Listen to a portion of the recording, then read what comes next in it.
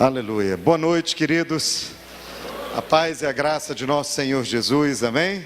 Você está feliz com o Senhor? Deus tem feito grandes coisas da sua vida. Então dê uma forte salva de palmas para Ele, porque Ele merece. A Ele toda honra, toda glória, todo louvor, toda exaltação. Magnificado seja o nome do Senhor. Meu nome é Sandro, eu tenho o privilégio de ser discipulado pelo pastor Eibe de Fortaleza, de quem eu trago um abraço a todos os irmãos, trago um abraço bem apertado da nossa querida igreja lá em Fortaleza, onde Deus tem derramado tanto da sua graça, da sua misericórdia, e tem feito uma obra tão linda. Eu sou casado com a pastora Álbia. Deus foi muito bom comigo, me deu a mulher mais linda do universo, aleluia. A sua deve ser a segunda mais linda, a minha é a primeira, aleluia. Eu tenho uma filha chamada Laís, que já me deu uma netinha, a Laís é pastora. Eu tenho dois menores, que é o Paulinho e a Isabelle. O Paulinho tem 10 e a Isabelle tem 15. E eles são apaixonados por células, são apaixonados por vidas. A nossa família vive por essa causa, para ganhar almas e para fazer discípulos, amém? E eu trago um abraço muito precioso da nossa igreja em Fortaleza, um ótimo lugar para você que vai casar, passar a sua lua de mel, você que está noivo, você maridão, comemora seu aniversário de casamento lá em Fortaleza, leva sua esposa, coloca ela no hotel na beira-mar, aleluia, amém, irmãs? Aleluia, amém? Nos visite lá em Fortaleza. Quando for a Fortaleza, por favor, esteja conosco, nos avise. Será uma alegria e uma honra tão grande receber os irmãos. Nós sempre falamos, eu quero falar um pouquinho rapidamente sobre o que Deus tem feito lá em Fortaleza, o que Deus tem feito em Santarém, lá no Pará. Eu sou paraense, sou comedor de farinha com peixe e açaí, aleluia. Mas também gosto de rapadura, aleluia, tapioca, carne de sol. Você vai comer com a gente com muito camarão e lagosta quando você for lá em Fortaleza, aleluia. Eu sou de Santarém, no Pará, mas há 9 anos atrás nós mudamos para Fortaleza.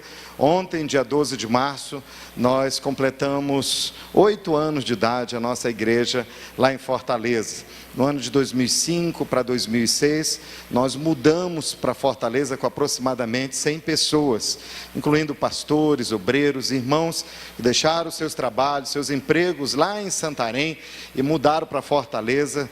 Tinha um número de crianças nisso também, mas todos foram para começar um trabalho lá na capital fortalezense, na capital cearense. E Deus tem sido tão bom. Nosso pastor, nosso líder, sempre diz, não é por nossa causa, é apesar de nós que Deus faz muita coisa. É apesar de nós. O dia que nós acharmos que somos nós, que fazemos as coisas, aí tudo acaba, porque quem faz todas as coisas é o Senhor, amém? Então toda a glória seja dada ao Senhor Jesus. E após esses 8 anos de igreja, nós estamos com 13 locais de reunião lá em Fortaleza. Nós temos 19 cultos no domingo, são 13 congregações diferentes, 14 com a sede, nós chamamos de núcleos, uma só equipe pastoral. E Deus tem feito algo muito lindo naquela cidade. Nós já estamos com mais de 60 igrejas no estado do Ceará. Deus tem sido muito bondoso conosco. Quando nós mudamos para o Ceará, as pessoas diziam, mas vai ser difícil lá, o povo cearense é um povo idólatra, olha, esse povo não vai querer aceitar Jesus, olha, vai ser difícil para vocês. Irmão, nós não encontramos nada disso, nós encontramos pessoas sedentes, querendo conhecer a Jesus, amém? Então nós estamos vivendo um momento lindo no nosso Brasil, aqui no seu estado também, no seu estado, de onde você veio, as pessoas estão sedentas por Jesus e Deus vai usar você como canal dele para saciar essa sede na vida dessas pessoas. Ele vai levar a sua igreja, ele vai levar a sua família a fazer isso, ele vai levar seus discípulos a fazer isso. Você crê? Diga aleluia. Em Santarém, Deus tem feito uma obra muito linda. Santarém, é a terceira maior cidade do Pará. Tem Belém, tem Ananindeua e depois tem Santarém. Santarém tem aproximadamente 300 mil habitantes. Em Santarém, no domingo, nós temos mais de 50 cultos de celebração numa igreja só. E lá nós estamos com 64 mil pessoas nas células. 64 mil, e Deus tem feito algo muito lindo. Eu sou de lá, mas toda vez que eu volto lá, eu volto quebrantado, eu volto muito encorajado, muito estimulado, porque eu sei que Jesus quer fazer muito através das nossas vidas. Estou falando um pouquinho para você ter uma ideia do contexto que a gente tem vivido, mas eu sei que eu tenho muito para aprender com vocês. Esses dias nós vamos estar aprendendo muito uns com os outros. Eu sei que eu vou estar compartilhando aqui de cima, mas hoje, desde que eu cheguei no aeroporto, venho conversando com os pastores, eu fui recebido com tanto amor, com tanto carinho, e na pessoa do pastor Ari, eu quero cumprimentar todos os demais pastores, e dizer que eu me sinto muito lisonjeado e muito gratificado. Eu tenho um senso assim de muita honra de estar com vocês aqui durante esses dias. E desde que eu cheguei no aeroporto, eu já estou aprendendo muito, e eu sei que eu vou sugar muita coisa de vocês, lá na frente a gente clona tudo, aleluia, né? Uma das mais fortes características do reino de Deus, da igreja do Senhor Jesus, a igreja do Senhor Jesus é muito rica, e nós temos muito para aprender uns com os outros, amém? E eu creio que esses dias nós vamos aprender muito, muito em nome de Jesus. Eu quero também falar algo para você, não fique triste comigo, mas às vezes eu peço demais para você repetir as coisas, mas é porque quando nós ouvimos, nós aprendemos, mas quando nós ouvimos, repetimos, nós aprendemos muito mais, amém? Então algumas vezes você vai declarar algumas coisas aí para a ideia ficar bem marcada na cabeça, tá bom? Eu quero compartilhar com você uma mensagem cujo título é uma pergunta, e eu gostaria que você fizesse essa pergunta para o seu irmão do seu lado. Pergunte para ele: sua igreja é acolhedora?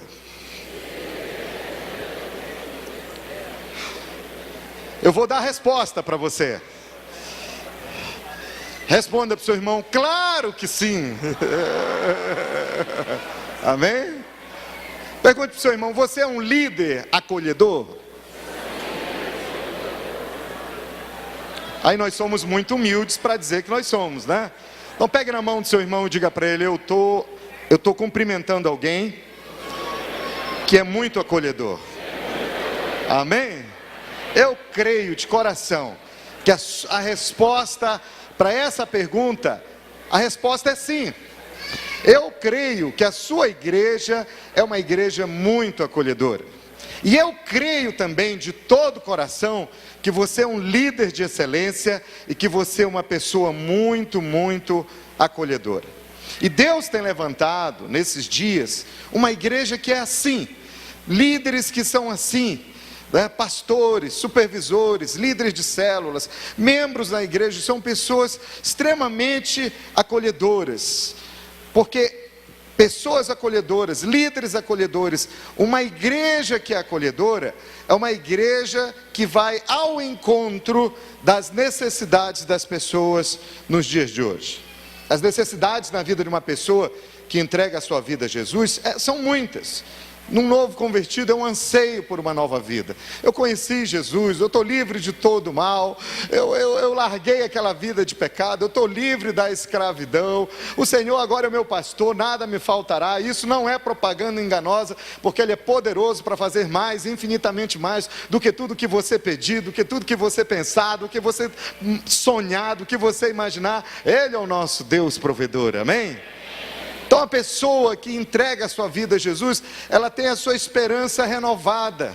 Ela diz: eu encontrei Jesus, Ele mudou a minha vida. Agora eu estou vivendo, eu ganhei uma nova família, eu estou inserido num contexto com novos irmãos. Ali eu vou desenvolver relacionamentos sadios. Lá no mundo, eu era querido pelas coisas que eu tinha. Lá na igreja, eu sou amado por causa daquilo que eu sou. Eu sou uma pessoa importante para os meus irmãos. Então um anseio por uma nova vida, esse é um anseio que a pessoa que acabou de converter, ela está esperançosa, o casamento dela vai mudar, a família dela, a vida financeira dela, tudo vai ser novo, tudo vai ser novo. Então no coração daqueles que nasceram de novo, e que estão chegando à sua igreja, expectativas existem. Diga para o seu irmão, expectativas. Isto é uma realidade viva na vida de cada pessoa que chega na sua igreja. Diga para o seu irmão, seja novo convertido ou não. E sabe, querido, é aí que está o nosso maior desafio. Nosso maior desafio é ser uma igreja que responde a essas expectativas. Uma igreja que sabe acolher as pessoas, cuidar das pessoas. Eu creio que uma das fortes razões que fazem com que você esteja aqui hoje à noite, durante esses dias, é que você é um pastor apaixonado por pessoas. Sabe, querido, eu olho para você aqui de cima e eu tenho certeza absoluta que você é uma pessoa apaixonada por almas, que você é uma pessoa que se importa com as pessoas. Você está aqui hoje à noite porque você quer ser o melhor pastor, e eu também quero. Você quer ser o melhor líder, você quer ser o melhor discipulador, você quer continuar ganhando cada vez mais almas e cuidando bem delas.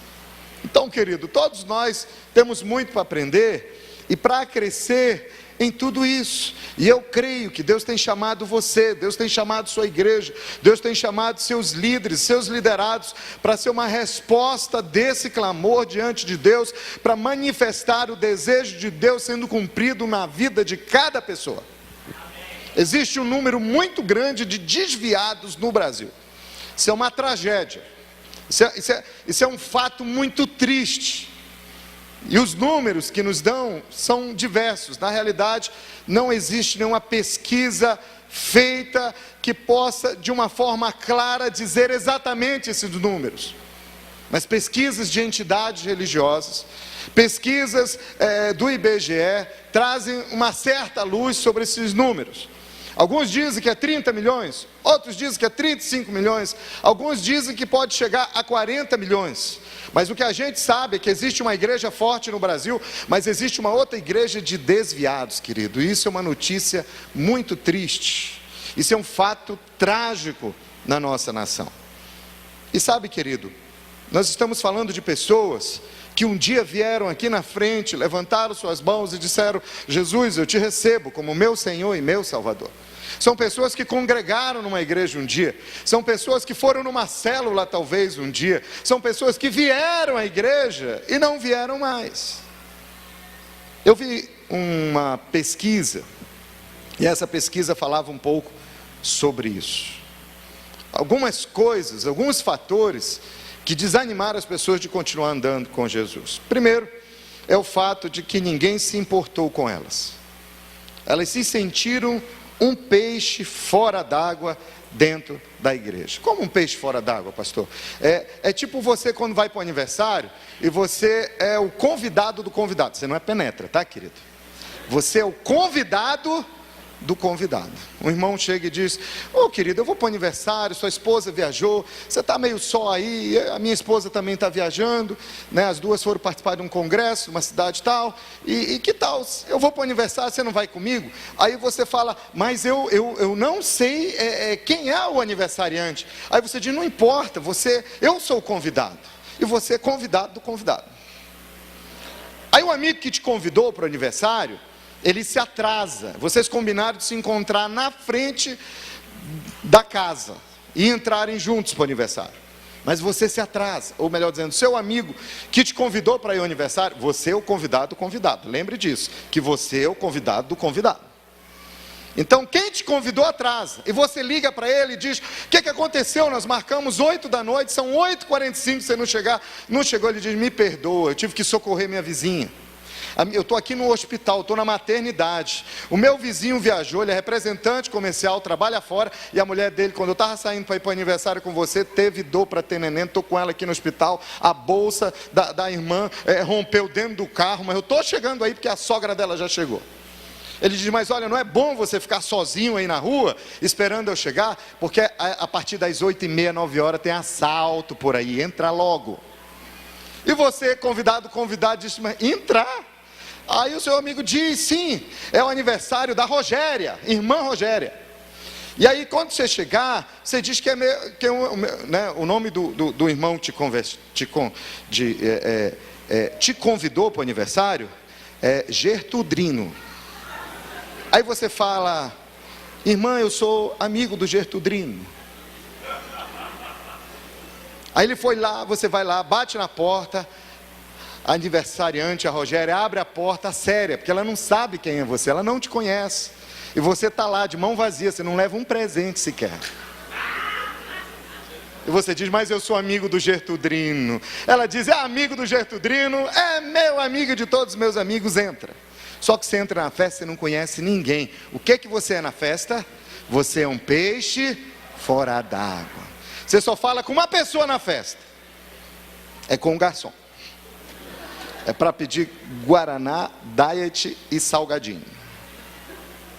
Aí lá pelas 9h30, quem é que chega? O Gertudrino. Aí quando você vê ele, diz: ai, que benção que você chegou, porque eu estava me sentindo um peixe fora d'água. Você sabia que tem muita gente que vem para a igreja e se sente um peixe fora d'água? Porque ele não desenvolve relacionamento. Ele vem, ele senta, ele oferta, ele levanta a mão, ele adora, ele chora na pregação, ele vai lá, compra CD, compra DVD, ele vai na cantina, lancha, ele entra, sai, muda de lugar, senta na frente, senta atrás, ele entra e sai, ninguém nunca percebe ele ou ela. E aí não consegue gerar vínculos. O que é? É um peixe fora d'água. Essa pessoa entrou na igreja e ninguém teve a percepção de observar que era uma pessoa nova que precisava ser integrada na vida da igreja local. Queridos, nós precisamos corrigir isso nas nossas igrejas. Eu creio que na sua igreja, onde você congrega, onde você lidera, não é assim, mas não permita que seja assim. Nós temos que ser uma igreja amorosa. Nós temos que ter percepção como pastores. Nós temos que ensinar nossos liderados a perceberem pessoas novas que estão chegando na igreja, porque eles estão chegando no corpo de Cristo. O corpo de Cristo é acolhedor. Jesus era super sensível com relação às pessoas. Quem me tocou? Quem me apalpou? Os discípulos, uma multidão te apalpando, te pegando, te amassando, Jesus. E tu pergunta: quem te tocou? Percepção. Nós precisamos ter percepção, para que ninguém se sinta um peixe fora d'água. Amém, queridos? Você concorda comigo? Diga amém. Amém. Agora, você sabia que entre 60% e 70% dos desviados, 60% a 70% das pessoas que estavam indo na igreja pararam de ir, eu estou falando de número de desviados, de 60% a 70%, eles não receberam qualquer visita de um líder ou de um membro quando decidiu ir embora. Ninguém foi atrás dele. Não recebeu uma visita. Um dia desse, tinha uma senhora que queria congregar com a gente lá em Fortaleza. Ela pertencia a uma igreja grande, uma das principais igrejas lá. Uma igreja que é uma bênção, uma igreja linda, maravilhosa. Estava conversando com ela e ela falou: olha, pastor, eu já estou aqui, eu estou vindo aqui há 3 meses. Eu estou pensando se eu venho, se eu não vou congregar aqui. E na outra igreja eu congreguei por 5 anos. E ela disse: esse é o fato que me deixa mais triste, que eu congreguei lá 5 anos, faz 3 meses que eu não vou lá, e ninguém nunca telefonou atrás de mim, ninguém nunca sentiu a minha falta. Entenda uma coisa: a igreja que Deus tem levantado nesses dias é uma igreja que tem relacionamentos sadios, é uma igreja onde as pessoas se importam com as outras pessoas. Diga para o seu irmão: o que nós temos de mais importante na igreja não são as cadeiras, não é o som, não é o telão, não é a lanchonete, não é o pastor bonito que a gente tem, mas são as pessoas. Diga para o seu irmão: as pessoas é o que nós temos de mais importante na igreja. Então, se as pessoas é o que nós temos de mais importante, Deus deixou claro isso para a gente. Ele deu o seu único filho para que ninguém perecesse. Ele deu o seu filho Jesus. Ele se apartou dele, se separou dele por causa dos pecados. Ele enfrentou a cruz, porque nós éramos mais importantes, queridos. Então nós temos que cuidar uns dos outros. Uma igreja que cuida, uma igreja que acolhe. As maiores igrejas do mundo, você pode pesquisar, são igrejas que priorizam relacionamentos sadios. São igrejas que cuidam não somente de ganhar almas, mas de cuidar bem dela. Quem é casado aqui? Aleluia. Marido e mulher. Maioria, aleluia, uma unção de casamento aqui, gente, aleluia. Vou levar essa unção para os nossos jovens lá em Fortaleza, aleluia. Tem umas irmãs lá que estão clamando ao Senhor. Deixa eu falar uma coisa para você. Desses casados, quantos têm filhos? Faz assim, aleluia. Rapaz, que unção de multiplicação, pastor. Gente, só entre nós, solteiros, esqueço. Fazer neném é fácil e gostoso. O difícil é cuidar. Porque neném, bebê, né? Eu sou recém-avô, apesar de tão jovem. Eu estou com uma netinha de 10 meses. Mas eu vejo a minha filha, eu lembro dos meus filhos. Novo convertido dá trabalho, neném dá trabalho. Chora muito durante a noite, você perde sono, né? Faz xixi, faz cocô, tem que trocar a fralda, né? Às vezes fica cheio de birra, chora, esperneia. E quando você vai sair para a igreja, meu irmão, é carrinho, é sacola, é mamadeira, é vasilha de água. Meu irmão, é preciso muito investimento. É que nós amamos os bebês e fazemos tudo por eles como pais. Assim mesmo são os novos convertidos. Assim mesmo são as pessoas que acabaram de chegar na nossa igreja. Nós vamos cuidar muito bem deles e eles vão crescer e também vão dar muito fruto. Amém? Faça assim sobre o seu irmão. Eu declaro que é assim com você. Diga para o seu irmão: eu olho para você e vejo uma pessoa que se importa com as outras pessoas. Mas de 60% a 70%, ninguém se importou com essa pessoa. A pessoa parou de congregar, ninguém ligou, ninguém foi atrás, ninguém quis saber. Por isso que eu amo a igreja em célula, porque nós temos a grande congregação, mas nós temos aquela igreja onde nós podemos cuidar das pessoas dos lares, né? A pessoa, domingo, os irmãos da célula sentem, né, a falta da irmã Emegilda. Aí a Emegilda não foi no culto, o líder da célula, os irmãos, telefone: irmã Emegilda, o que aconteceu com você? Você é tão preciosa, sentimos tanto sua falta no culto. O que foi? A irmã está com dengue. Porque estava dando muita dengue. E a pessoa diz: mas você está me ligando, você sentiram a minha falta? Claro, não tem ninguém que bate palma mais alto que você na igreja, irmão. Culto não foi a mesma coisa. Se importar com as pessoas. A gente se sente tão bem quando a gente é bem cuidado. Nessa pesquisa, entre 40% e 30% receberam de 1 a 3 visitas, mas que infelizmente se revelaram, na maioria das vezes, uma visita de cobrança ou de condenação. É aquela ligação, é aquela visita: cheguei, irmão, você está pisando na bola, né? Ô, irmão, você está fora da visão. Cuidado, senão você vai para o inferno, pecador desgraçado. Dependendo do nível de pentecostalismo, fica pior. Mas a ligação tem que ser: nós amamos você. Jesus ama você. E Ele tem coisas tão lindas para você. Volta para os braços do papai. Sua família está sentindo sua falta. Quando as pessoas se sentem amadas, elas não se afastam dos caminhos de Jesus. Agora, tem um dado muito triste.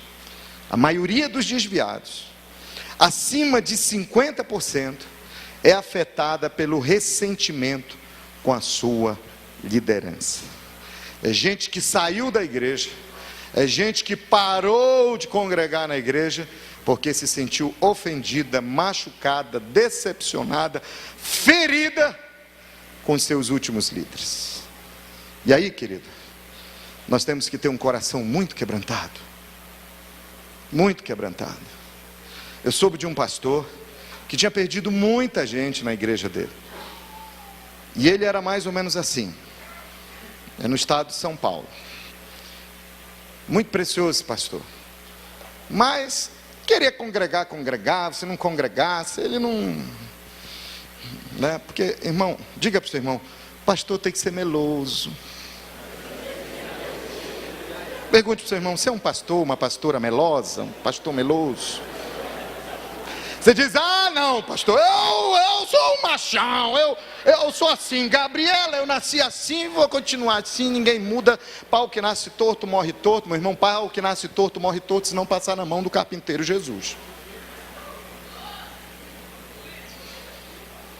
O que é ser meloso? Ah, pastor, eu vou ter que ficar alisando, irmão. Oi, irmão.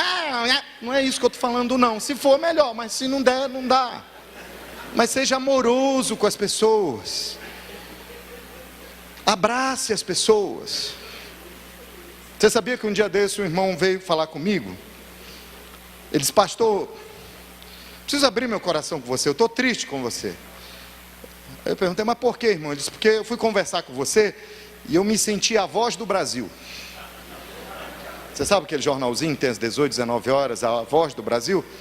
Eu disse: por quê? Porque a voz do Brasil é assim, irmão, todo mundo ouve, mas ninguém presta atenção. Ele disse: pastor, eu fui conversar com você, e aí eu estava falando com você, a sua mente estava em outro lugar. A gente estava na Terra, você estava em Marte. Pastor falava, você olhava o canto do olho para o outro lugar, e você aéreo, e você não estava me dando atenção. Eu tive que pedir perdão daquele irmão: me perdoe, irmão, eu preciso crescer nessa área, me perdoe. Esse pastor, ele descobriu a igreja de célula e o discipulado a um, e Deus falou para ele: você vai ter que ir atrás das pessoas que você feriu. Você sabe quantas pessoas já voltaram para a igreja dele? 500.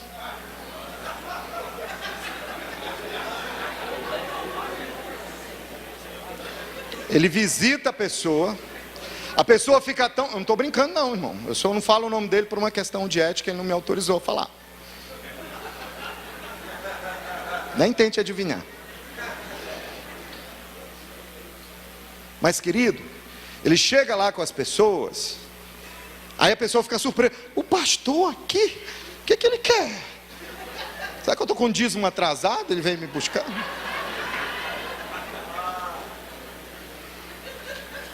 Ele chega: oi, você parou de congregar, você congregava com a gente? É, pastor, não estou mais, é verdade, já faz até tempo, né, pastor? Diz: pois é, e a informação que eu tenho é que você saiu ferida por mim. Então eu vim pedir perdão, porque eu errei. Eu quero me ajoelhar agora. Eu peço que você coloque a sua mão na minha cabeça, minha ovelha querida, e que você ore por mim, porque eu quero ser um novo pastor. Irmão, vem uma graça de Deus, ele se abraça ou chora, e a pessoa pergunta: que hora é mesmo o culto domingo, pastor? Como líderes, nós precisamos ter um coração quebrantado. Nós fomos chamados pelo Senhor para ser como Jesus. Jesus disse: o bom pastor, ele dá a vida pelas suas ovelhas. Nós não somos donos das pessoas. Nós temos que estar dispostos a dar a nossa vida pelas pessoas. Se você crê assim, aplauda Jesus.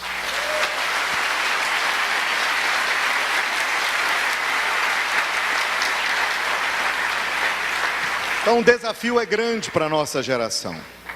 Nosso desafio é dar acolhida e ser instrumento de realização de Deus na vida de cada uma dessas pessoas. Eu gostaria de falar com você sobre alguns aspectos na vida da igreja local que são extremamente importantes para que a igreja responda como uma igreja que cuida e acolhedora. Eu creio que a sua igreja é assim, amém, queridos? Mas eu gostaria de ver. Primeiramente, é uma igreja apaixonada por Jesus e que tem um espírito de fé autêntico. Isso mesmo, obrigado. Uma igreja que é apaixonada por Jesus. Queridos, nós gostamos de estar em ambientes onde existe paixão por Jesus. Por que você gostou tanto dos irmãos do... alguma coisa, coisa com coisa, como é que é? Palavra escrita, né? Perdão, tá, irmãos, eu estou brincando com eles também. Aleluia. Palavra escrita, que canções lindas. Carta escrita. Então, me perdoe, irmãos do Carta Escrita, mas que canções lindas. né? A graça de Deus sobre nós. Isso trouxe o espírito de fé no nosso meio. Como é gostoso a gente estar num ambiente assim, né? Mas você já esteve em ambientes que você viu que não é um espírito de fé. Onde tem um espírito de fé, é onde Jesus está presente, onde Jesus pode fazer o impossível na vida das pessoas. Por exemplo, vou citar um exemplo para você, uma ilustração. É de uma célula, né? A célula ia acontecer 7:30 da noite, e chega o irmão Hermenildo para a célula. Quando o Hermenildo chega, ele chega desanimado. O líder da célula: olha, irmão Hermenildo, o que aconteceu? Que cara triste é essa? O Hermenildo diz: eu perdi meu emprego. Eu dependia desse emprego para sustentar minha família. Problema lá na empresa. Aí tiveram que enxugar a folha e eu fui demitido.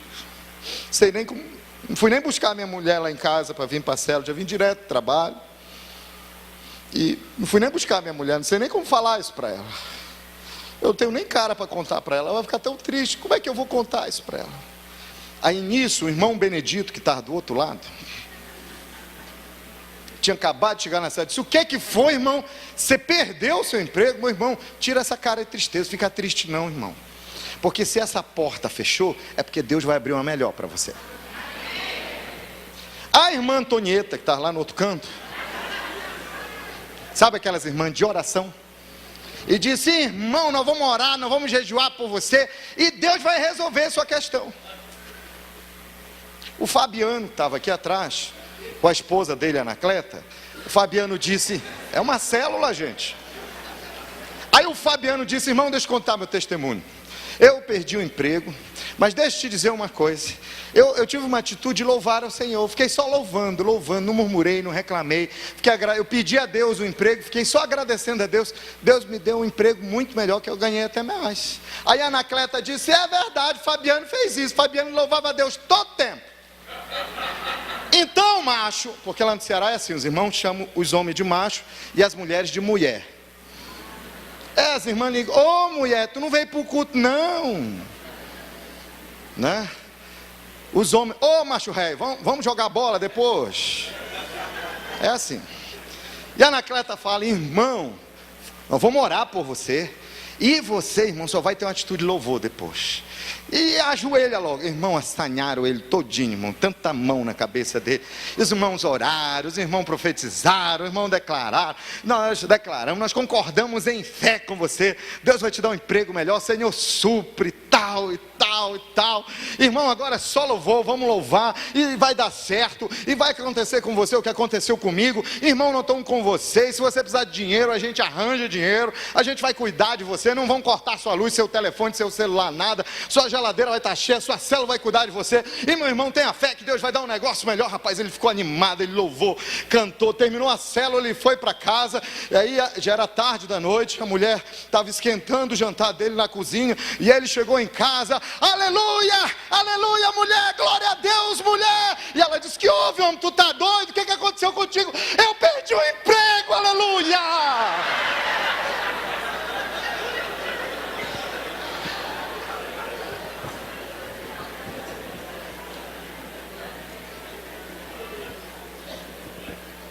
Passaram os 15 dias.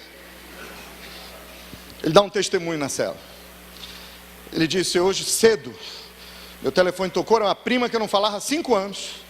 E ela falou que na empresa, onde ela é responsável pelo RH, estão precisando de alguém que tem a mesma função que eu. Fui lá. E aí, já estou empregado. Ele fez: não, irmão, não bata um palmo, irmão. Ele falou na cela. Vocês lembram que vocês queriam que eu fosse para o treinamento de líder de célula? Vocês queriam que eu fosse um líder de célula? Eu nunca ia, porque eu trabalhava 10 horas na empresa anterior. Nesse agora, eu vou trabalhar 6 horas. Eu vou entrar 8 da manhã, 1 da tarde eu estou saindo. E tem mais, vou ganhar 2 vezes mais. Aleluia.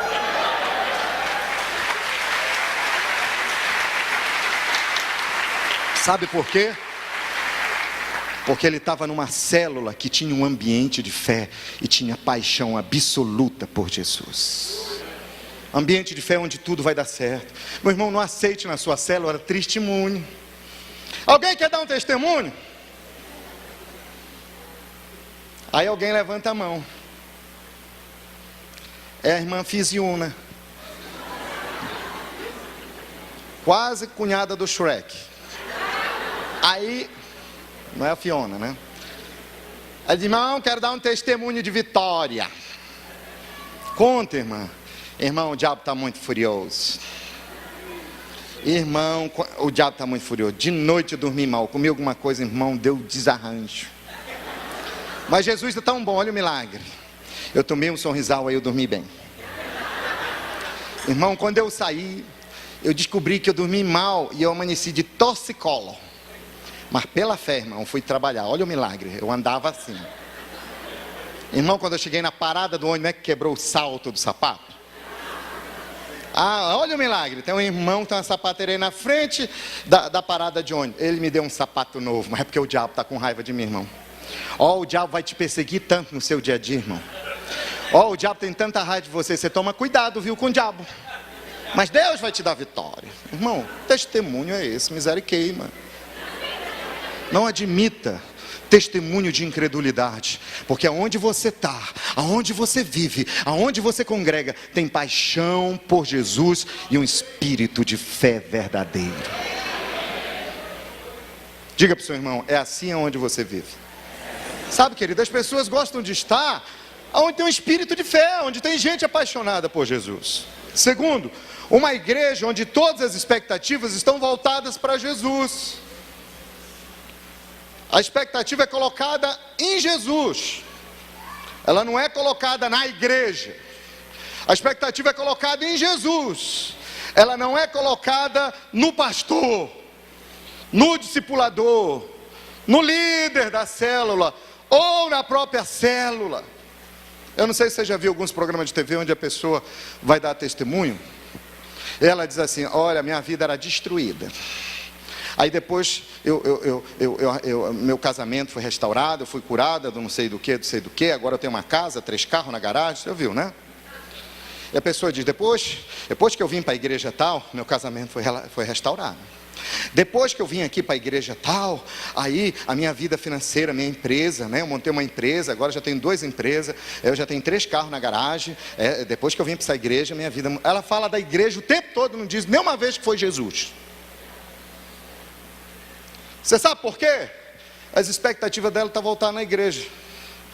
Mas deixa eu te dizer uma coisa. Suba aqui, meu pastor, vem cá.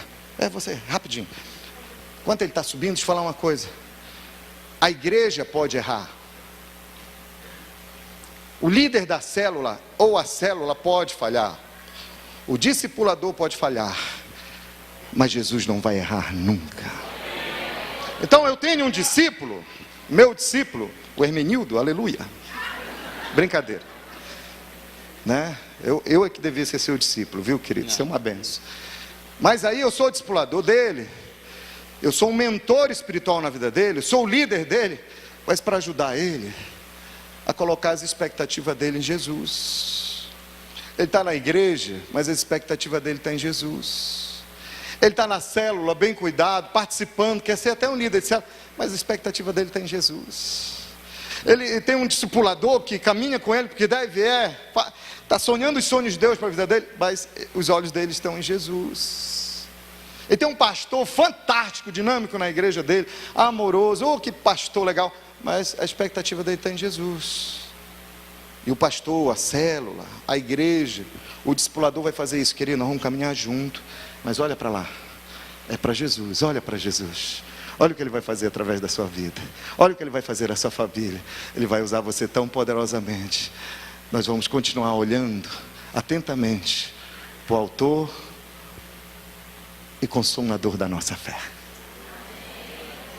Uma igreja que é acolhedora leva as pessoas a olharem para Jesus. Olhe para o seu irmão e diga: eu quero cumprimentar você. Obrigado, querido. Porque na sua igreja é assim.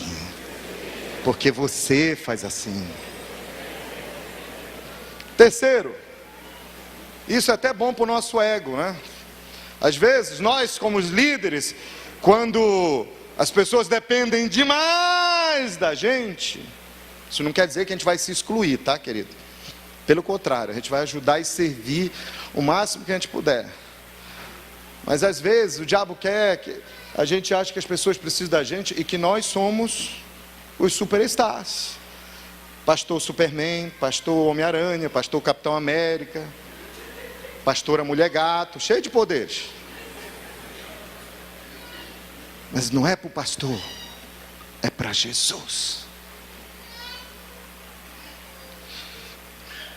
Terceiro, uma igreja que combate a síndrome do isolamento através de um discipulado que é funcional. Diga comigo, discipulado funcional. Eu já falei com você sobre as expectativas que sobressaem no coração de um novo convertido. Mas eu quero também chamar a sua atenção para um outro público que dominicalmente estão chegando nas nossas igrejas. São os denominados cristãos flutuantes. É aquele que todo domingo está numa igreja diferente. Você pergunta, qual é a sua igreja? Ele diz, eu sou do reino. Você já viu gente assim? Eu sou do reino. Todo domingo ele está numa igreja diferente. Até que um dia ele chega na sua igreja. E o que fazer com ele antes que ele vá para outra igreja? Então é uma questão séria. A gente tem que saber também lidar com essas pessoas. Quem é o seu pastor? Me fala, quem é o seu pastor? Meu pastor é Jesus. Jesus é o meu pastor, né? O Espírito Santo é o meu conselheiro. Legal, muito espiritual. Mas todos nós precisamos ter um pastor para a gente prestar contas da nossa vida como ovelha. Então, ser uma igreja que atende às expectativas desse tipo de público também, que sabe trabalhar com esse tipo de pessoa, que sabe orientar e encaminhá-las no caminho certo, é um desafio para a gente, né? Então, a igreja, nós às vezes temos dificuldade de fazer isso. Eu trabalhei num banco, e esse banco é um dos principais bancos do Brasil. Eu tinha 15 anos quando eu comecei a trabalhar nesse banco. Trabalhei 7 anos. Mas eu me lembro quando chegava lá com um chefe de expediente, uma espécie de gerente do banco, né? Chegava alguém para fazer uma entrevista de emprego, quando o banco estava precisando de emprego. Você sabe qual era a primeira pergunta que se fazia para aquele candidato? Não era o grau de escolaridade, não eram os sonhos, as aptidões dele, a formação dele, não. A primeira pergunta que o entrevistador fazia é: você já trabalhou no outro banco? Aí o camarada dizia: eu já trabalhei no Banco do Brasil. Se ele falar: eu trabalhei na Caixa Econômica, no HSBC. Aí o entrevistador dizia: não, vamos parar nossa entrevista aqui, porque você não tem o perfil que nós estamos procurando. Porque nós não admitimos funcionários que já trabalharam em outras instituições bancárias. Por quê? É porque o cidadão está trabalhando e ele faz diferente, do jeito que o chefe está mandando fazer. Ele diz: mas não, porque lá no Banco do Brasil era desse jeito. Não, fiz assim porque lá no Santander era assim. Aí eu acho que era assim no Santander, então eu acho que aqui tem que ser assim também. Aí haja dor de cabeça. Só que, irmãos, nós não somos um banco. Mas às vezes tem gente que chega na sua igreja e quer fazer igual na igreja anterior. Não, porque lá na igreja do CUSP era assim. Lá na igreja da Cruz de Algodão era assim. Como trabalhar com esse tipo de pessoa? Você já viu esse filme em algum lugar? A resposta para isso, e também para o cuidado do novo convertido, é um discipulado que seja funcional. Diga comigo, discipulado funcional. Abra sua Bíblia em Juízes, capítulo 18. Eu quero ver uma história com você. Vai estar aqui no telão, mas eu queria que você acompanhasse na sua Bíblia, se você tiver de Bíblia. E aí você tem caneta, você pode marcar. Olha aí no seu iPad, no seu celular, no seu tablet. A Bíblia agora não é mais só escrita, né? Está de diversas formas. Juízes capítulo 18. Nós vamos ver a história de Laís. O nome da minha filha mais velha se chama Laís. Um dia Laís chegou comigo e falou: pai, o senhor já viu a história, o senhor já estudou na Bíblia a história que tem o meu nome, da cidade que tem o meu nome? Eu disse, não, filho, eu nunca parei assim. Ela disse, pois é, preste atenção na história dessa cidade. Aí teve o culto de jovens e a minha filha pregou sobre a cidade de Laís. Aí no outro dia, passou uns dias, eu disse, filha, eu estou indo para uma conferência, me dá aquele teu esboço. Então, irmão, minha filha me ajudou a ver essas verdades, amém? A gente está sempre aprendendo. A Bíblia diz que nossos filhos, os seus filhos, eles vão mais longe que você, sabia? Seus discípulos também. A Bíblia diz que eles são como flechas na mão do arqueiro. Então eles vão chegar onde você não chega, eles vão alcançar o que você não alcança, eles vão vencer o que você não vence. Seus filhos vão mais longe. Amém? Aí minha filha foi mostrando essas verdades, eu fui estudando e colocando outras coisas. Só que a minha filha se chama Laís, mas ela é bem diferente dessa Laís aqui da Bíblia, eu quero deixar bem claro. Naquela época não havia rei em Israel, Juízes 18:1. E a tribo de Dan estava procurando um local onde estabelecesse, pois ainda não tinha recebido herança entre as tribos de Israel. Então enviaram 5 guerreiros de Zorá e de Estaol para espionarem a terra e explorá-la. Esses homens representavam todos os clãs das tribos, disseram-lhe, vão, explore a terra. Os homens chegaram aos montes de Efraim e foram à casa de Mica, onde passaram a noite. Vamos passar para o versículo 7, porque tem outra história que caminha paralela, mas a gente vai se concentrar nessa história. Versículo 7. Os 5 homens partiram e chegaram a Laís, a cidade de Laís, onde viram um povo que vivia em segurança, como os sidônios, despreocupado e tranquilo. Diga comigo, despreocupado e tranquilo. E a Bíblia diz que gozava prosperidade, pois a sua terra não lhe deixava faltar nada. Viram também que o povo vivia longe, diga comigo, vivia longe, olha só, vivia longe dos sidônios e não tinha relações, não desenvolvia relacionamento com nenhum outro povo. Quando voltaram a Zorá e a Estaol, seus irmãos lhe perguntaram, o que descobriram? Eles responderam, vamos atacá-los. Vimos que a terra é muito boa. Vocês vão ficar aí sem fazer nada? Não hesitem em ir apossar-se dela. Chegando lá, vocês encontrarão, olha o que diz a Bíblia, um povo despreocupado e uma terra espaçosa que Deus pôs nas mãos de vocês, terra onde não falta coisa alguma. Versículo 10, então 600 homens da tribo de Dan partiram de Zorá e de Estaol, armados para a guerra. Vamos ao versículo 27. Os homens de Dan levaram o que Mica fizera, o seu sacerdote, e foram para Laís, para a cidade de Laís. Você vê que a Bíblia repete algumas palavras, algumas frases, de propósito a Bíblia repete. E foram para Laís, lugar de povo pacífico e despreocupado. Eles mataram todos ao fio da espada e queimaram a cidade. Não houve quem os livrasse. Por quê? Pois viviam longe de Sidom e não tinham relações, não desenvolviam relacionamento com nenhum outro povo. A cidade ficava num vale que se estende até Bet-Reob. Os homens de Dan reconstruíram a cidade e se estabeleceram nela. Deram à cidade, anteriormente chamada Laís, o nome de Dan, em homenagem a seu antepassado Dan, filho de Israel. Eles levantaram para si o ídolo, e Jonatas, filho de Gerso, neto de Moisés, e os seus filhos foram sacerdotes da tribo de Dan, até que o povo foi para o exílio. Ficaram com o ídolo feito por Mica durante todo o tempo que o santuário de Deus esteve em Siló. Eu gostaria de ver com você algumas características dos habitantes dessa cidade chamada Laís. Nós vamos aprender muito com eles, amém? Mas antes eu queria que você ficasse em pé. Deixa tudo na cadeira, irmão. Eu sei que você teve um dia de trabalho, eu sei que você teve um dia e tanto. Eu mesmo comi um feijãozinho tão gostoso antes de vir para cá, aleluia. Então às vezes dá uma molezazinha, então dá uma esticada, aleluia. Faz assim, faz aleluia. Glória a Jesus, aleluia, amém? Vamos dar uns pulinhos para o Senhor, amém? 1, 2, 3, aleluia. Dê um abraço ao seu irmão e pode se assentar, amém? Aleluia.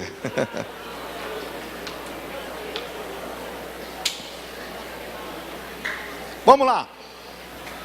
Quero ver com você algumas características que são muito fortes nesses habitantes da cidade de Laís. Primeiro, Eram pessoas que eram acomodadas com a zona, vivendo numa zona de conforto. Diga comigo, zona de conforto. Ora, por quê? Porque eles se sentiam tão seguros. A Bíblia diz que eles eram prósperos, eles não eram oprimidos por ninguém. Então a prosperidade econômica deixou eles tão à vontade, estavam cheios de si mesmos, mas eles viviam na ociosidade, mas eles viviam tranquilos, né? Então eles achavam, porque tudo ia tão bem, que eles não precisavam de Deus. Aí eles viviam numa zona de conforto, né? Chegava e perguntava, e aí, como é que está a sua vida financeira? Ah, está tudo muito bem, nós somos muito próximos, estamos ganhando dinheiro. Como é que está a sua saúde? Saúde muito plena, muita saúde, muito bem sarado, com bastante energia, aleluia. Seu casamento está todo love, então está tudo bem. Então, porque está tudo bem, acha que não precisa de Deus. E aí passa a viver uma vida de zona de conforto. E nós não podemos viver dessa forma, irmãos. Você não pode viver, eu creio que você não vive assim, mas sabe, nós não podemos viver assim. Mas às vezes muita gente chega na igreja assim. A pessoa veio de outra igreja, e quando ela se aproxima de você, você vê que aquela pessoa é uma pessoa que olha para a igreja como um clube social. Estou chegando no Rotary, estou chegando no Yacht Club. Não sou contra os clubes sociais, eles têm seu papel de relevância e importância na nossa sociedade, não estou falando mal deles. Mas a igreja é diferente de um clube. A igreja é um organismo do Senhor Jesus aqui na terra, para o seu povo viver com toda a plenitude, amém? Mas a pessoa acha que é um clube. Então ela fala, por que eu tenho que me envolver na igreja? Por que eu tenho que me esforçar para crescer no conhecimento de Deus? Por que eu tenho que frequentar algum curso da igreja? Por que eu tenho que estar numa célula? Para que ser discipulada? Me expor? Às vezes eu converso com pastores que são desesperados com gente assim. O que fazer? A Bíblia fala que esse povo era como os sidônios. Você sabe quem eram os sidônios? Os sidônios eram um povo imoral, idólatra naquela época. Eles eram adoradores de Baal. Eles sacrificavam seus filhos vivos para Baal. E os habitantes lá não tinham identidade própria. Então viviam assim, acomodado, numa vida, numa zona de conforto. Outra característica é que eles viviam isolados. A Bíblia diz por várias vezes que eles não se relacionavam com ninguém, não desenvolviam relacionamentos. Eles eram tão cheios de si que achavam que não precisavam de ninguém. Eles tinham orgulho da humildade deles. De tal forma que eles viviam como uma ilha, sozinhos. E a Bíblia diz que eles não demonstravam preocupação com ninguém, portanto, ninguém se preocupava com eles também. Ninguém se interessava por eles. E a Bíblia diz também que eles não se submetiam a nenhuma autoridade. E tem gente que às vezes acha, sabe, nós não estamos aqui, querido, só abrir um parênteses, para crucificar ninguém. Nós não estamos aqui para condenar ninguém. Pelo contrário, pessoas que estão vivendo assim, são pessoas que têm que ser alvo da nossa compaixão e receber a nossa ajuda. Amém, querido? Esse é o nosso olhar. Nosso olhar tem que ser um olhar de acolher, de ter graça, misericórdia com essas vidas. Mas às vezes a pessoa acha que ela não precisa ter vínculo. Dia desse eu vi um outdoor muito legal lá perto da igreja. Foi uma outra igreja que colocou. E eles escreveram assim, né? 900 amigos no Facebook. Adoeceu e ninguém apareceu para visitar. Então nós estamos vivendo uma época de relacionamentos virtuais. Tem gente se conhecendo pela internet, um mês depois casando e botando a corda, a forca no pescoço do pastor para fazer aquele casamento. Mas vocês nem se conhecem, faz um mês que vocês se encontraram. Mas pastor, pela internet, pastor, são 2 anos de love, pastor.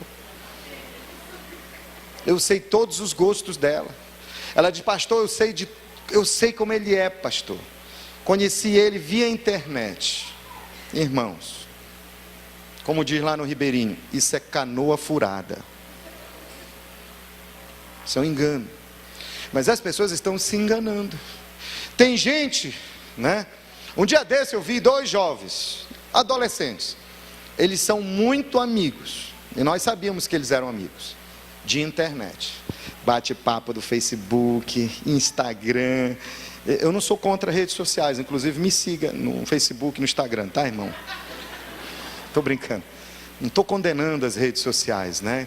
E creio que nós podemos usar as redes sociais para alcançar pessoas para Jesus, amém?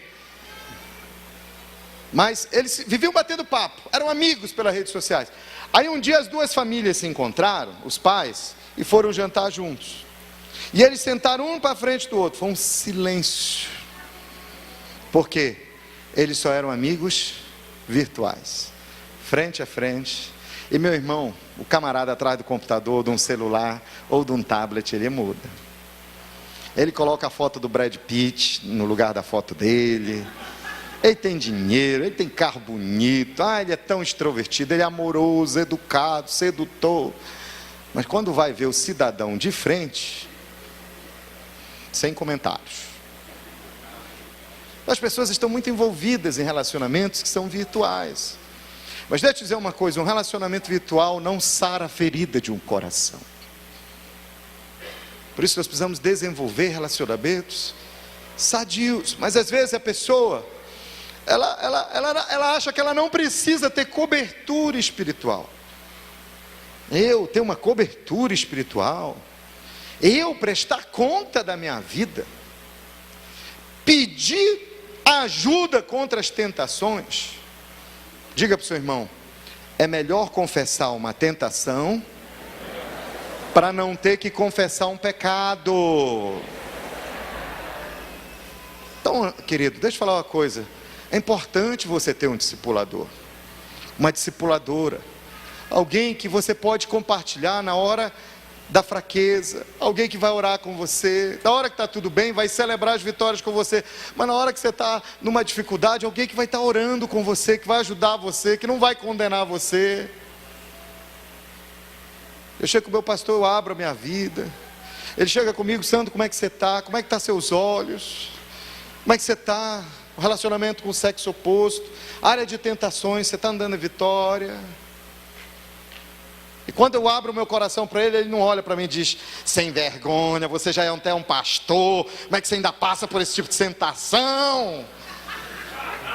Não faz isso comigo. Mas ele diz, filho, quanto mais transparente você é, mais eu te admiro. Chorar com você. Meu irmão, ele ora por mim, eu saio de lá, mastigando prego, cuspindo fogo, pronto para ganhar o mundo para Jesus. Nós não podemos viver sozinhos, isolados, precisamos prestar conta da nossa vida. Tem gente que diz, eu sou dono do meu nariz. Diga para o seu irmão, nem do seu nariz você é dono, querido. Tudo é de Cristo, amém? É tudo de Jesus. Sem engano. Isso é sofisma, isso é fortaleza na mente. Mas às vezes a pessoa ela vem assim. Deixa eu ilustrar um caso. Essa aconteceu com o Felisbelo. Felisbelo arranjou um novo emprego. Foi promovido, já era gerente. Ele tinha um chefe. E o chefe disse, eu vou arranjar uma secretária para você, Felisbelo. Aí arranjou uma secretária. Uma moça jovem, morena, cabelos lisos, né? Um instrumento musical a moça. Todo mundo, a moça, todo mundo ficava olhando, os homens lá ficavam babando pela moça. E ela usava uma mini saia e um vestidinho aqui. Então quando ela puxava aqui, aí tinha problema embaixo. Quando ela puxava aqui, tinha problema em cima.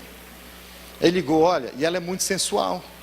Não sei se meus amigos aqui sabem que eu sou crente, não sei se estão fazendo uma aposta para ver se eu vou cair com a secretária, mas ela usa um perfume doce. E ela passa por mim, oi chefinho. Uma Dalila, meu irmão. Aí ele liga para o discipulador. Diz, meu discipulador, rapaz, o negócio está pegando aqui. A moça é sensual. Eu estou me sentindo muito tentado, porque eu sou um homem. E às vezes é difícil, é uma pressão. Eu vejo que as pessoas ficam até observando. mas ela está obstinada, está dando em cima de mim. O discipulador diz: ô filho, então, primeira coisa, você vai fazer algumas coisas. Uma, você vai ser transparente com a sua esposa e vai contar para ela essa situação e vai estar orando com ela. Não esconde isso dela. Segundo, você vai continuar sendo bem transparente comigo. Terceiro, você vai aprender a olhar para essa moça. Você vai olhar para a testa dela.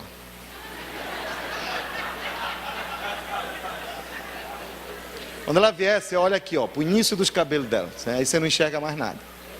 Terceiro, você vai conversar com o seu chefe. Aí ele foi com o chefe. Passou um dia, ligou: meu discipulador, falei com o meu chefe. Falei para ele: olha, ela não está se vestindo adequadamente. Não está de acordo com a postura da nossa, com a identidade da nossa empresa, que é uma empresa bem conceituada. Aí ele disse: tá bom, vou mandar ela usar calça comprida agora. Aí a moça resolveu usar umas calças compridas, branca, bem apertada. O resto eu não falo mais. Ficou mais sensual ainda. Ele ligou para o discipulador disse: ó, continua olhando para a testa dela. E agora nós vamos orar e jejuar contra essa Dalila aí. E era segunda-feira. Não, isso era domingo. Na segunda, eles disseram: ó, todo dia, um dia eu oro, outro dia é você. Jejuando e orando. Vamos fazer uma escala de jejum. Aí eles oravam, ligavam durante o dia: meu discipulador, vamos orar, orar. Quando deu na sexta-feira ele ligou: meu discipulador, tem uma excelente notícia para você. Disse: qual é a boa notícia? Ele disse: a moça pediu demissão. Nós começamos a orar na segunda, hoje é sexta, ela pediu demissão. O discipulador disse: mas que bênção, conta o que aconteceu. Ele disse: não, apareceu umas coceiras no corpo da moça. Ela vivia assim, toda a pele toda vermelha, sabe? Parecia que estava cheia de brotoeja, assim. E ela passava o dia todo.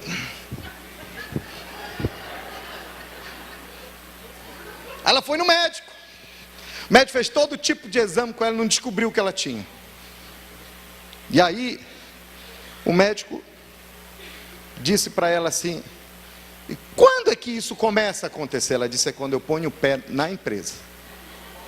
Quando eu entro no trabalho, 7h30 da manhã, é coceira para todo lado. O médico disse: só tem um jeito de você ser curado, é você pedindo sua demissão desse lugar. E o discipulador perguntou: e quando foi que ela começou a ter coceira? No dia que nós começamos a orar e jejuar. Porque ele se colocou debaixo de cobertura. Pegue na mão do seu irmão e diga para ele assim: você é uma bênção. Dá o melhor sorriso de crente. Dá para o seu irmão agora, o melhor sorriso de crente que você tem. Diga para ele: você é uma bênção. Diga assim para o seu irmão: preste atenção. Leve a sério o discipulado. Porque é instrumento de Deus para a sua cura. Não, irmão, fala para o seu irmão, não fala para mim não. O irmão tem que estar, para você. Não, olha para o seu irmão assim, dá o melhor sorriso de crente que você tem, dá para ele. E diga para ele assim: discipulado é instrumento de Deus para a sua cura e para a sua proteção. Se você concorda, aplauda Jesus.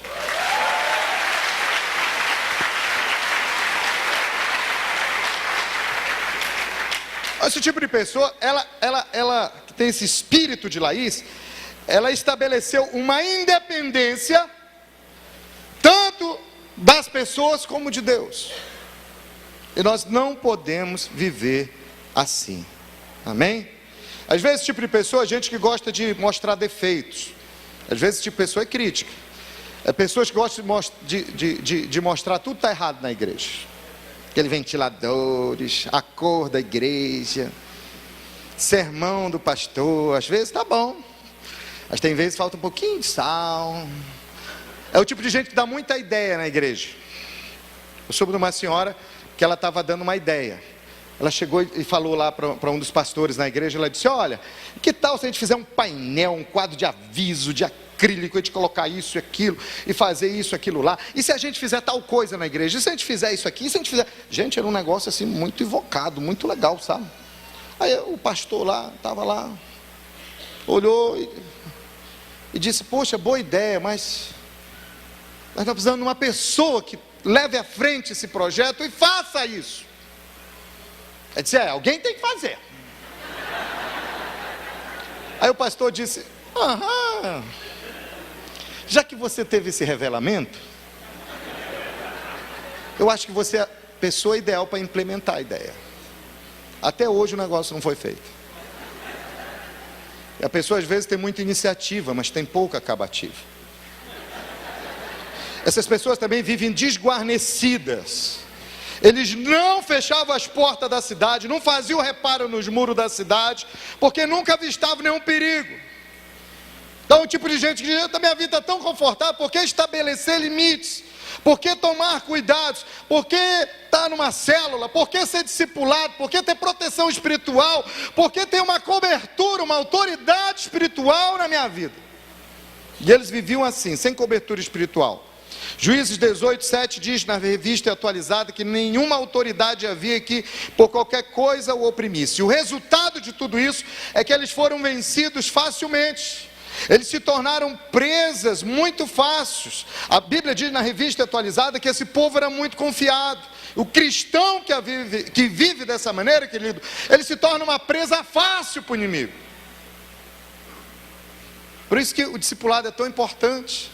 Ter todo mundo numa célula é tão importante. Sermos acompanhados, mentoreados, é bênção de Deus para a vida da gente. A gente não pode viver desguarnecido não, sem proteção. Gente, quando você lê a Bíblia, quando você estuda a história, os exércitos eram de 3.000 homens armados, 5.000 homens armados, 12.000, 15.000, 30 homens armados. Aqui 600 homens mataram todos ao fio da espada, queimaram, destruíram, tomaram uma cidade.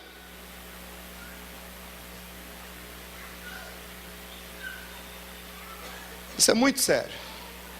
Às vezes a gente escuta histórias de líderes que caíram em pecado e perderam seus ministérios.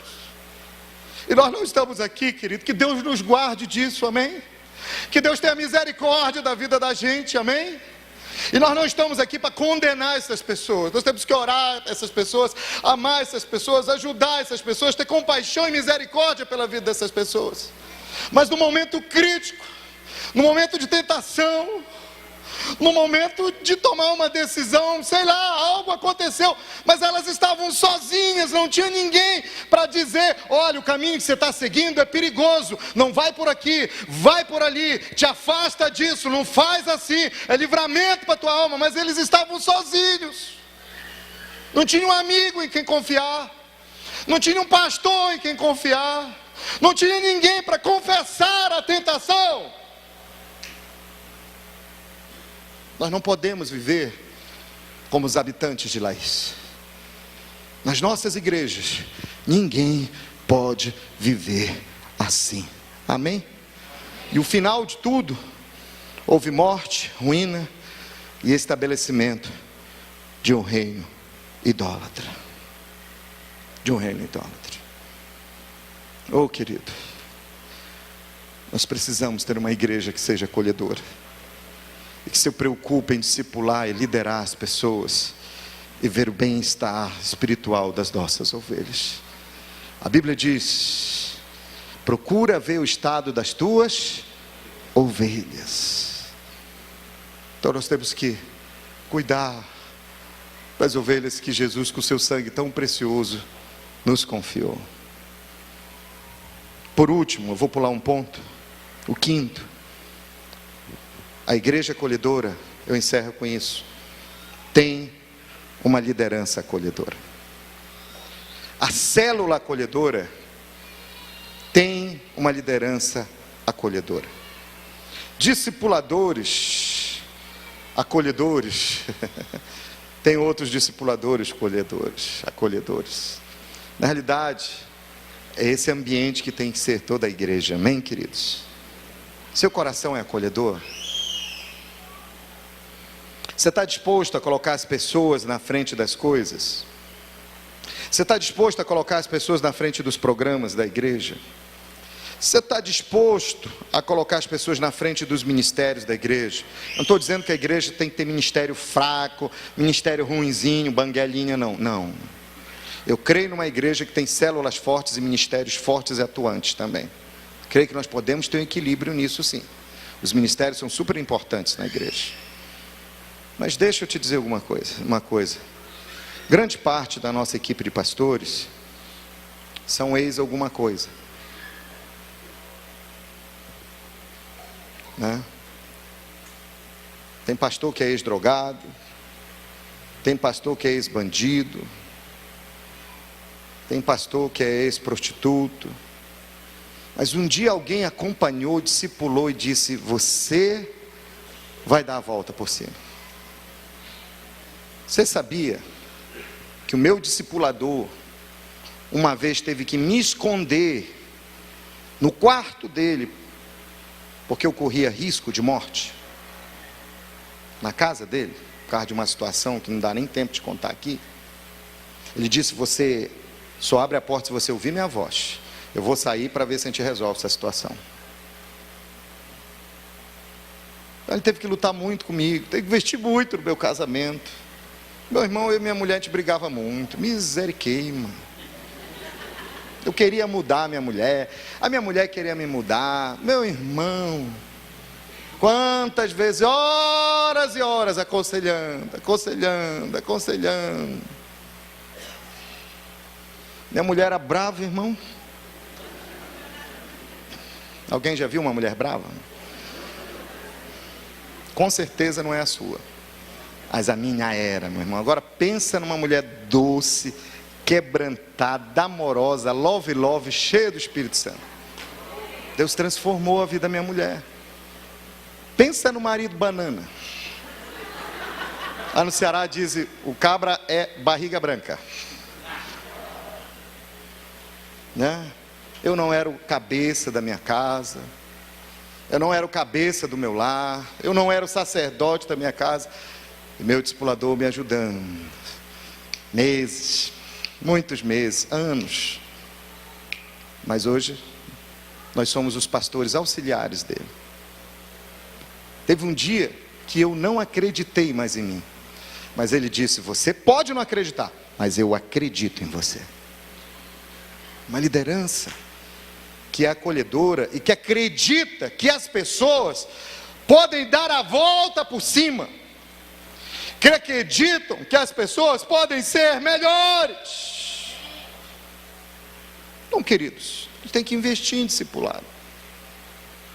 Você vê quem era o apóstolo Paulo e quem é o apóstolo Paulo hoje. Quem investiu no apóstolo Paulo? Barnabé. Barnabé foi atrás do Paulo. Paulo já tinha voltado lá para a cidade dele. Barnabé foi atrás, levou Paulo para Antioquia, discipulou, investiu.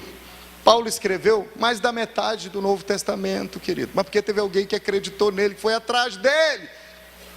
Os amigos disseram: olha, Paulo, nós vamos te dar uma passagem para você ir lá na sua cidade natal, porque Paulo estava arranjando muita confusão.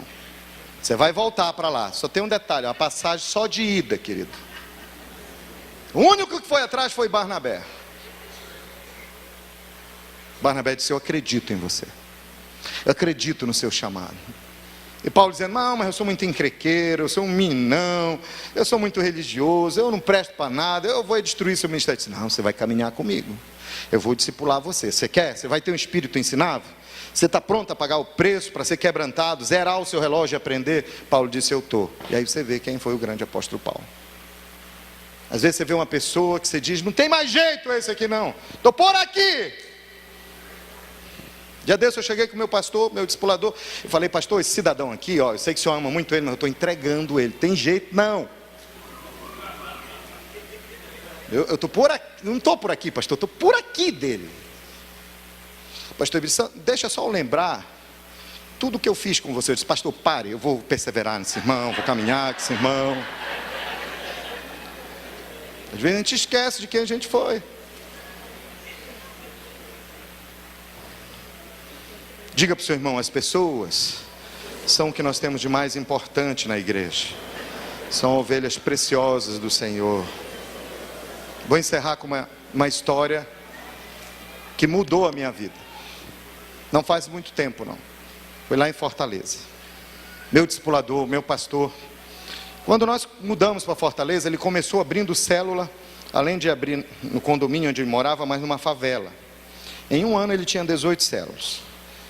Mas nessa célula lá na favela, a primeira coisa que ele fez lá com os irmãos, ele parou de chamar a favela de favela, porque ele achava que, assim, diminuía as pessoas. Então ele dizia para os irmãos, vamos mudar o nome, esse negócio aqui não vai mais se chamar favela, vai se chamar bairro popular. Então até hoje, todo mundo na igreja chama a favela da Pissarreira de bairro popular. Pergunta, irmão, onde você mora? No bairro popular. Moro lá no bairro popular, e aí? E aí, teve um dia que ele foi visitar um discípulo. Esse eu falo o nome, é o Marcelo. E o Marcelo, drogado, traficante, dá pesado. Aí quando ele foi na casa dele, né, sendo que, deixa eu contar uma história anterior. Um dia o pastor André estava passando dentro da favela, né, do bairro popular, perdão, irmão. E aí, quando passou na frente da casa do Marcelo, ela viu uma nuvem negra. Uma visão que ela teve. Eu não sei se a nuvem estava lá, mas ela disse que ela viu a nuvem negra. Ela chegou em casa e disse, Eibe, corre lá na favela, que eu vi uma nuvem negra em cima da casa do Marcelo. O pastor Eibe trocou de roupa, a favela ficava atrás, o bairro popular. E aí ele saiu e correu lá, e quando abriu a porta da casa do Marcelo, o Marcelo já estava pendurado numa corda se enforcando. Ele subiu, pegou o Marcelo, levantou, tirou aquilo, salvou a vida do Marcelo. Outro dia, ele pegou e foi lá visitar, discipular. Quando chegou, o pessoal da casa disse, pastor, o Marcelo caiu de novo, está lá no bar bebendo. Aí eu disse, eu vou lá. Ele disse, não vá não, pastor, é barra pesada, negócio lá. Não, eu vou. Chegou lá estava o Marcelo, tomando lá. Ele chegou, Marcelo, como é que você está, filho? Tô mal, pastor, eu não presto, eu não valho para nada. Disse, Marcelo, aqui não é o seu lugar, não é o seu. Você é um pastor, você não tinha nada que está aqui, nada, vai embora, vai. Não, Marcelo, eu te amo, Jesus te ama. Marcelo, eu acredito em você. Você pode acreditar, mas eu não acredito, eu não presto, eu não sirvo para nada, vai embora, vai. Eu disse, não, Marcelo, você vai ser liberto, transformado por Jesus, e mais, você ainda vai ser um dos líderes na nossa igreja. Um dia eu vejo você como um líder, você vai ser um líder de célula, você vai ser um líder. E o Marcelo, não vou não, ele disse, vai. E hoje, era terça-feira à noite, o dia do treinamento, a gente chama de TADEL, treinamento avançado de líder. É dia de treinamento, reunia com todos os líderes. Se você vai comigo para o TADEL, você vai para a reunião de liderança. Não vai. Vai, entra no carro. Aí o Marcelo chegou bêbado lá na igreja. Meu irmão, você já viu o cara quando bebe, né? Ele fica bravo, mulherengo e cheio da grana. E fala alto. Então o Marcelo começou a falar muito alto lá. Aí o pessoal levaram ele para o lado de fora. Porque naquela época, hoje não, nós já até mudamos de prédio. Mas tinha uma entreliça de madeira e tinha uma calçadinha assim. Então quem sentava lá enxergava o pastor estava pregando lá dentro da igreja. Colocaram ele lá fora para chamar menos atenção. Eu fui olhar o movimento lá fora para ver se não tinha crianças correndo. Encontrei o Marcelo. E o Marcelo estava lá, sentado. Aí o Marcelo sentado, eu falei com ele, oi Marcelo, tudo bem? Ele falou, mais ou menos. Irmão, quando ele falou isso, eu tomei 3 doses. Eu falei, ô Marcelo, não fala assim, rapaz. Marcelo olhou para mim e disse, pastor, eu não presto. Mas está vendo aquele cara que está pregando ali? Era o pastor Eibe, meu discipulador. Está vendo aquele cara que está pregando ali? Eu não acredito em mim. Mas ele acredita. Aquele cara me ama. Ele disse que eu ainda vou ser um líder aqui. Ele me trouxe bêbado para cá, porque ele acredita em mim. Ele me ama. Ele me ama. Eu parei. Eu olhei para ele, para a condição que ele estava. Eu olhei para o meu líder lá no púlpito pregando, com toda empolgação. E veio uma crise tremenda no meu coração naquela hora. Uma crise tremenda diante de Deus. Deus!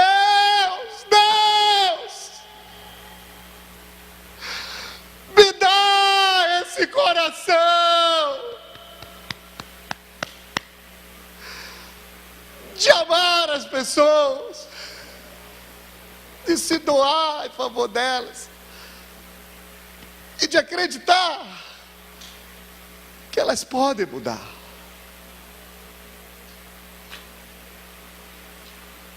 O pastor atendeu todo mundo, foi um dos últimos a sair da igreja. Pegou Marcelo, botou no carro e levou para a casa dele. Passaram tempos, meses. Eu moro perto da casa do meu líder. Estava sem carro, terminou o culto de manhã, quase meio-dia já. E eu disse, me dá uma carona. Quando eu entrei no carro com ele, o telefone tocou. Ele disse, churrasco, picanha assada. Ah, eu vou, claro, não posso perder.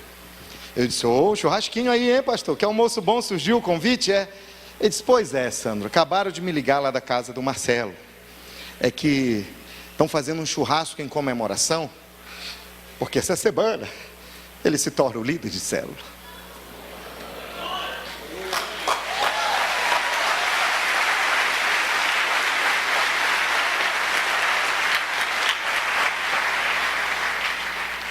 Marcelo casou, Marcelo comprou uma casa para ele, e hoje o Marcelo é diretor de uma casa de recuperação, que nós somos, a igreja é uma mantenedora. Quando começou a casa de recuperação, ele foi na casa do pastor Eibe. O pastor Eibe mora num condomínio. Muitas das vezes o Marcelo ia lá, irmão, dá 2 minutos eu encerro, eu vou só contar essa história para a gente orar. Quando ele ia na casa do pastor Eibe, ele não entrava num condomínio que não deixavam ele entrar lá.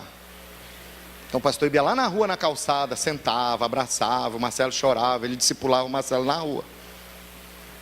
Não entrava no condomínio, mas dessa vez, ele disse, pastor, o senhor não foi na casa de recuperação, vamos lá para o senhor orar lá e abençoar e conhecer os internos que estão se restaurando.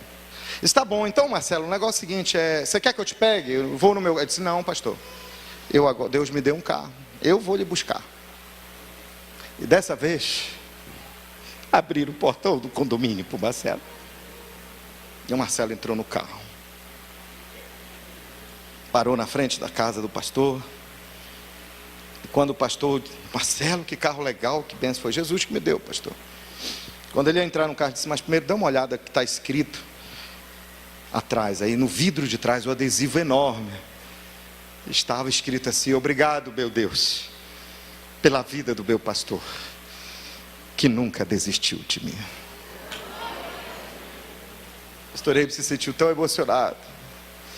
E hoje são tantos drogados, tantos homens e mulheres, que são restaurados através da vida dele. Sabe por quê? Por causa de um líder que tem um coração acolhedor. Onde as pessoas são o que nós temos de mais importante na igreja. Quantos querem esse coração? Eu estou em busca desse coração. Eu creio que Deus já te deu esse coração, mas eu creio que hoje à noite Deus quer selar isso na sua vida em nome de Jesus. Eu queria convidar você, eu quero convidar o ministério Carta Escrita. Eles vão cantar uma canção, e se você quiser, você vem aqui na frente, eu vou descer, eu quero orar junto com você. Porque eu estou aí sentado com você. Eu sou um pastor que quer ser o melhor pastor. Eu sou um líder que quer ter o coração de Deus para ganhar almas e para cuidar bem delas. Então você fica à vontade, se quiser ajoelhar, ajoelha. Mas vamos nos quebrantar diante do Senhor. Vamos nos quebrantar diante de Deus. Vamos nos humilhar na presença do Senhor. E dizer, Deus, eu quero responder o teu chamado.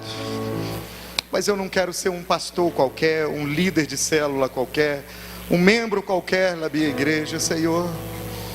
Comece a orar. Talvez você queira pedir perdão a Deus agora. Talvez venha a sua memória, talvez venha a sua lembrança. Pessoas que talvez você precisa ir atrás e pedir perdão. Quem sabe venha a imagem de pessoas agora no seu espírito, na sua mente, de pessoas que um dia congregaram na igreja e não voltaram mais, e quem sabe, de vez em quando o Espírito Santo tem falado no seu coração, vai atrás dele, vai atrás dela.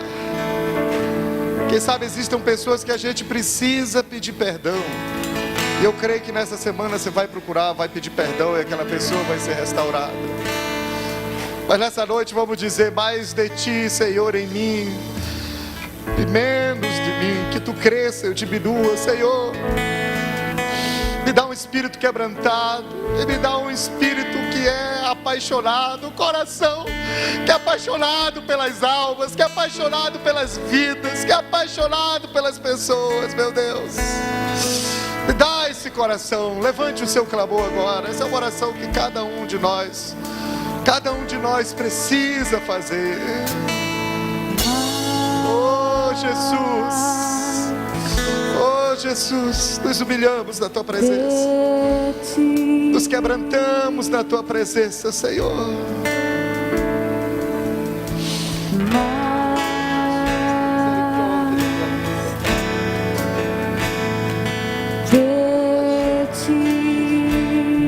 Como líderes e pastores, nos humilhamos na Tua presença. E menos de mim. Oh Jesus, Menos de mim. na Tua presença, Senhor, dependemos de Ti. E Senhor. menos de mim. Jesus, E menos de oh Jesus.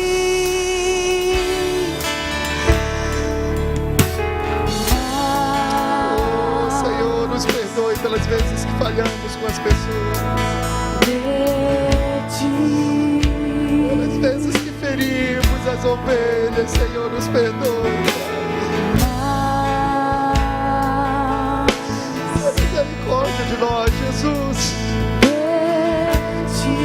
Nos arrependemos, Pai. Queremos cuidar bem do rebanho. Menos de mim.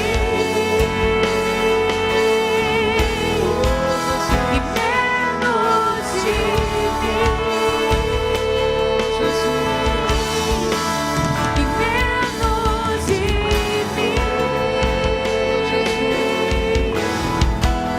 E menos de mim. E menos de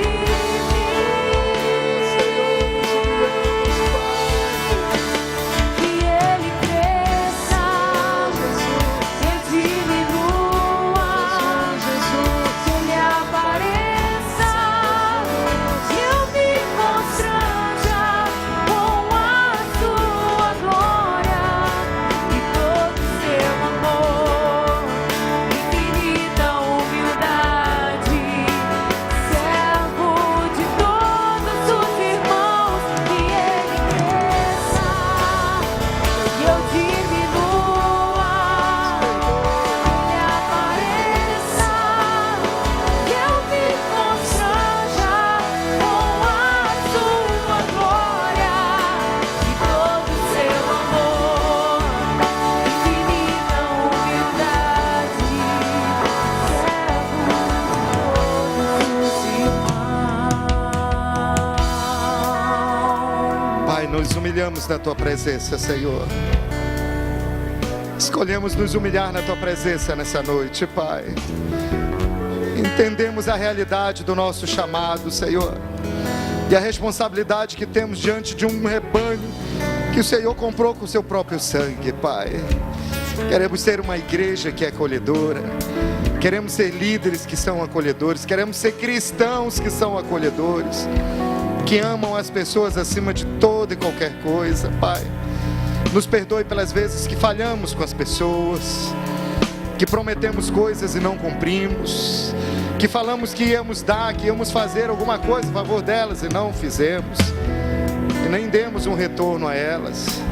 Nos perdoe pelas vezes que vimos ovelhas se desviarem, não fomos atrás delas, Pai. Nos perdoe, Pai, nos perdoe, tenha misericórdia de nós. Traga à nossa mente esses dias, Espírito Santo, o semblante, o rosto, o nome de pessoas que talvez tenhamos que ir atrás e trazer essas ovelhas de volta, Senhor. Nos dê graça, sabedoria, discernimento, Pai, para conduzir esse rebanho no caminho que agrada ao Senhor, para envolvê-los na vida da igreja local, para envolvê-los em células que são dinâmicas, gostosas, cheias da Tua presença, para providenciar um discipulado que funciona, que transforma, que liberta, que cura, que protege e que forma novos líderes, Senhor, de alta qualidade. Oh Deus, nos dê a graça, Pai, de ser pastores de ovelhas sadias que sempre vão dar crias, Pai. Nós nos apropriamos do Teu perdão pelas vezes que erramos, Senhor, e nós recebemos agora Pai, pela fé, a Tua graça, Pai. Nós recebemos a graça e a capacitação sobrenatural do Espírito Santo de Deus. Eu declaro essa unção, essa graça sobre a sua vida agora, meu irmão. Eu declaro essa unção e essa graça sobre a sua vida. O coração do bom pastor que dá a vida pela ovelha, Senhor, que cuida bem do rebanho, que ganha almas, mas que faz discípulos, que cuida bem das suas ovelhas.